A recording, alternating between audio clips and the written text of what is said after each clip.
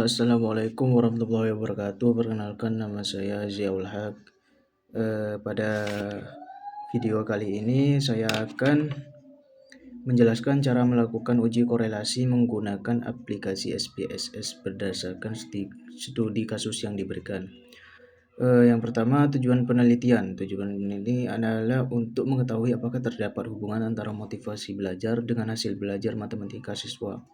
Yang kedua, menentukan variabel penelitian. Variabel bebas atau variabel X adalah motivasi belajar, sedangkan variabel terikat atau variabel Y adalah hasil belajar.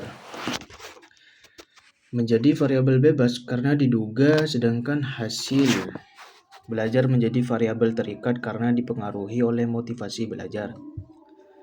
Selanjutnya, jenis skala data. Variabel motivasi belajar dan hasil belajar sama-sama menggunakan skala interval karena berupa data angka yang memiliki jarak yang sama antara nilainya.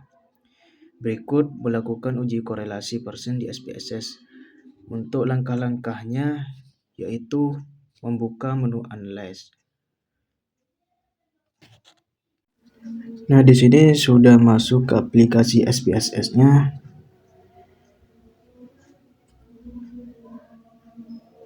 Di sini saya akan ke data view.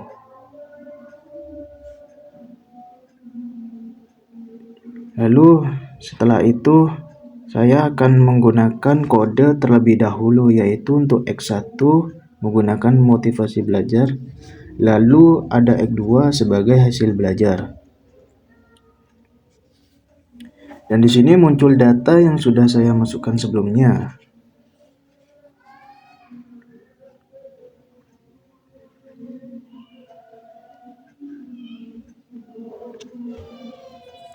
Untuk mengecek uji korelasinya, nah yang pertama ini adalah motivasi belajar.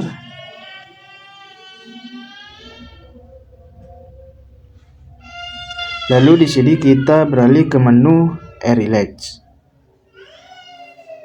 dan memilih Correlate, dan di sini kita sudah masuk.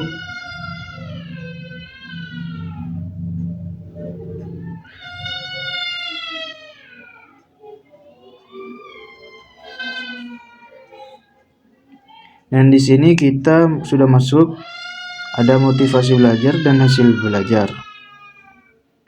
Dan di sini kita mengontrol A untuk motivasi belajar.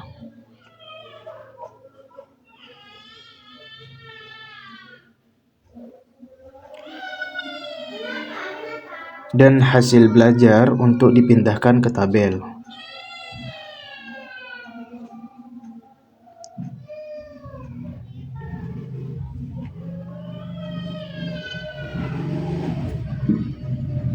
Dan tanda perannya itu dicentang.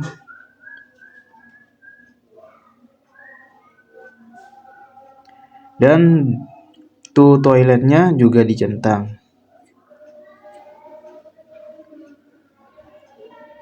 Dan juga dicentang.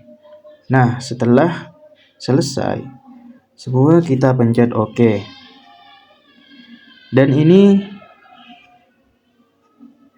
adalah hasil dari uji korelasi yang sudah kita kerjakan tadi.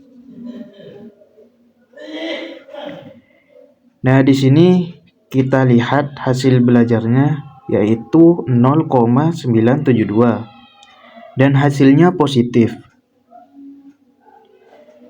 Di bawahnya itu persen yang sudah kita masukkan tadi yang berjumlah 20 orang.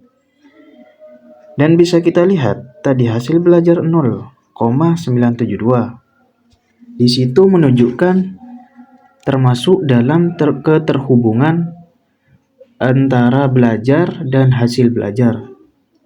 Dan di sini bisa dilihat dari signifikannya, jika kurang 0,5 maka berhubungan. Tapi jika lebih dari 0,5 tidak berhubungan.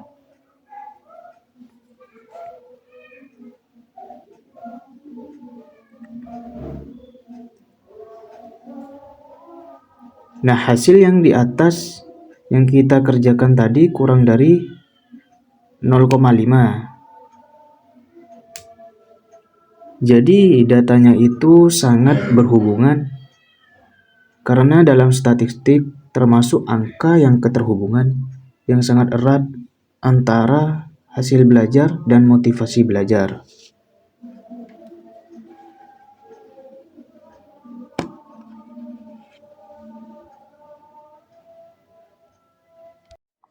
Untuk saya akan membahas kesimpulan penelitiannya. Kesimpulan penelitiannya adalah terdapat hubungan yang sangat kuat dan erat yang signifikannya antara motivasi belajar dan hasil belajar matematika siswa. Dengan demikian, semakin baik motivasi belajar yang dimiliki siswa, semakin baik pula hasil belajar matematikanya. Sekian penjelasan dari saya. Terima kasih. Wassalamualaikum warahmatullahi wabarakatuh. Saya Ziaul Haq pamit undur diri.